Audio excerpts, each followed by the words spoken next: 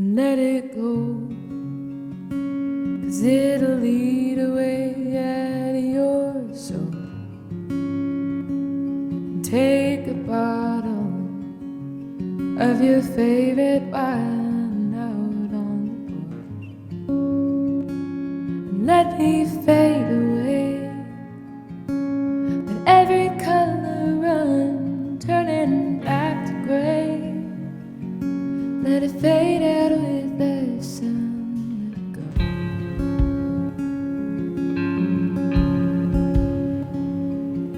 Don't look at me that way. You know I understand. I could have left you. I could have left you. And that promise we made, I can still feel your hand. I could have left you. I could have left you. And let it go, 'cause it'll lead away at my soul. And take a bottle of my favorite wine out on the porch. Let you fade away.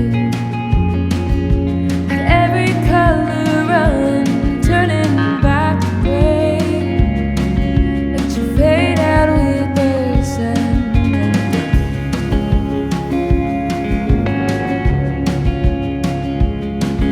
Don't look at me that way. You know I understand. I could have left you. I could have left you. That promise we made, I can still feel your hand. I could have left you. I could have left you.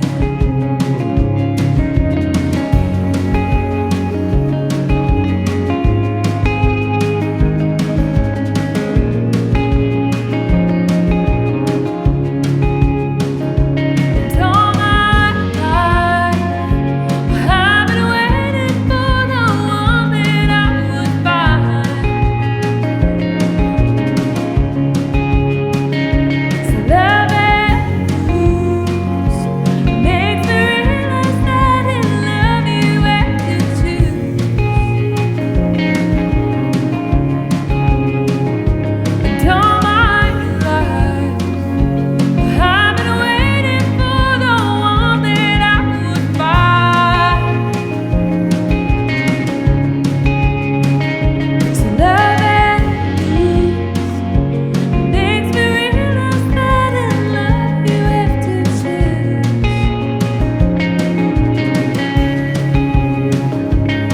So don't look at me that way. You know I understand. I could have left you. I could have left you. And that promise we made, I can still feel your hand. I could have left you. I could have left you. And I still love you. And I still love you. And I still love you. And I still love you.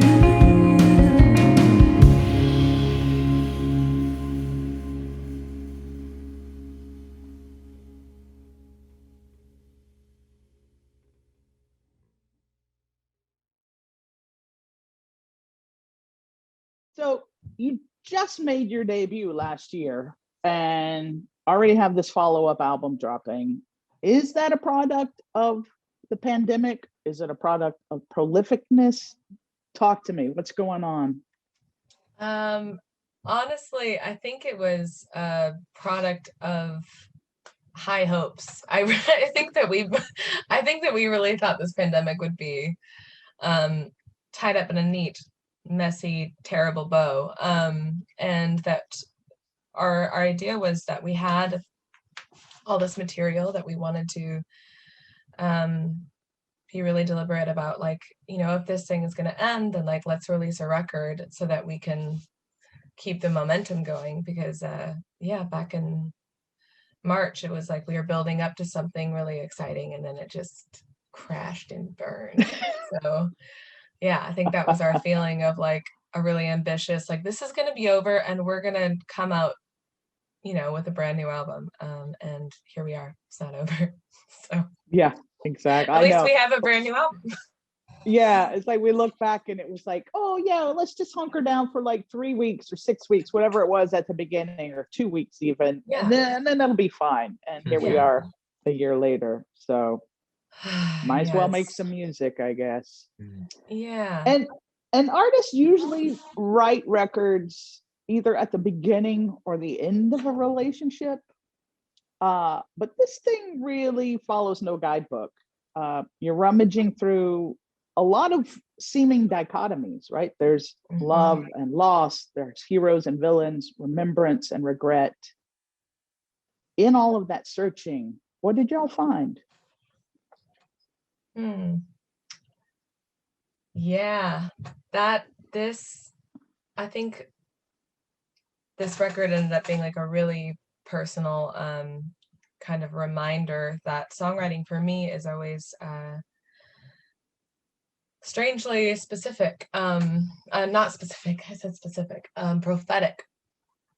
Just in the sense where sometimes I'm writing and I'm thinking, oh, like, who are these characters? Who's this hero? Who's this villain? Who's this cheater? Who's this, you know, these characters come to me and I just feel like enough detached from them that I can write about them and see what comes.